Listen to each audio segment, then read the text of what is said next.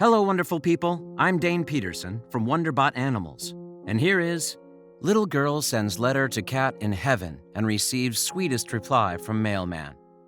Before we begin, make sure to smash the like button, subscribe to our channel, and click the notification bell for more amazing videos.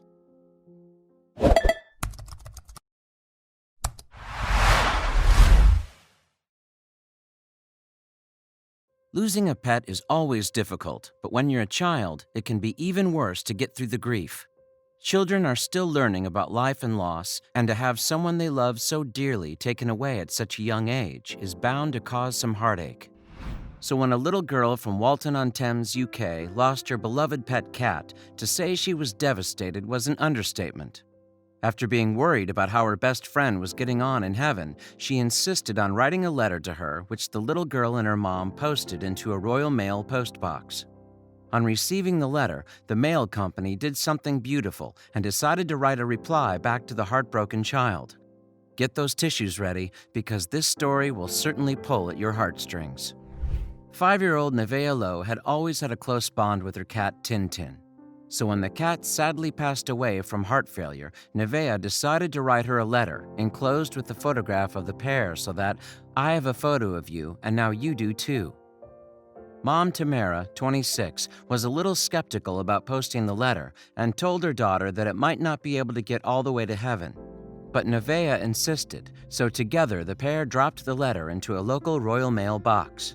Teaching assistant Tamara told the Mirror, "Nevaeh and Tintin were best friends. They had a really close bond. Whenever they saw each other, they were so happy. When we sent the letter, I didn't expect anything to come back, and I don't think Nevaeh did either, but it was important to her to say farewell." Little did the pair know that a lovely surprise was on their way to them. Touched by the little girl's letter, a mailman had decided to pen a letter back to Nevaeh, along with some extra special treats. He wanted to reassure her that Tintin was doing well in heaven, so he decided to write it from her perspective. "I want you to know that I'm okay and have made some nice friends here. One of them, called Tibble, snores so loud when we have cat naps. I'm being fed and looked after well by the angels. I know you are sad that I'm not there with you, but please don't be. In here is a little cuddle cat that I thought looks a little like me. So if you do feel sad, you can cuddle him like how we used to. If you need me, just look for the brightest star in the sky at night, and I'll be there to listen. Forever your best friend, Tintin." It turned out that the postman's good deed was exactly what Nevaeh needed to begin to find comfort in Tintin's death. Tamara said, "I was gobsmacked when the parcel arrived. It was so moving to open it with Nevaeh. Getting a response was the last thing we expected, and I'm just so thankful to the Royal Mail and the postman for writing that letter and sending it to us. And of course for the toys, too. I think she really needed some closure so she could start to move on after Tintin, and what this postman has done really did that for us."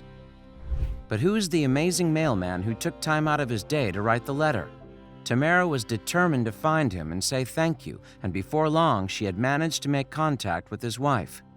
I tracked down the postman that did it, and although I didn't get a chance to speak to him, I did speak to his wife, and they have cats too, so totally understood why Nevaeh was so upset.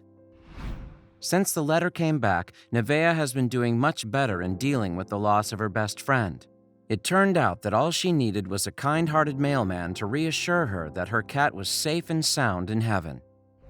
It has really helped. Her sleeping is getting back to normal, and now that she knows Tintin is okay, she is starting to get over the loss and be a bit happier, Tamara said. She really needed one final goodbye, and to know that Tintin was okay without her and being there to look after her. Every night now, she looks up and says goodnight and knows that Tintin is looking back at her, and that lets her know she can head to sleep. What a beautiful story. Somebody give that mailman a raise.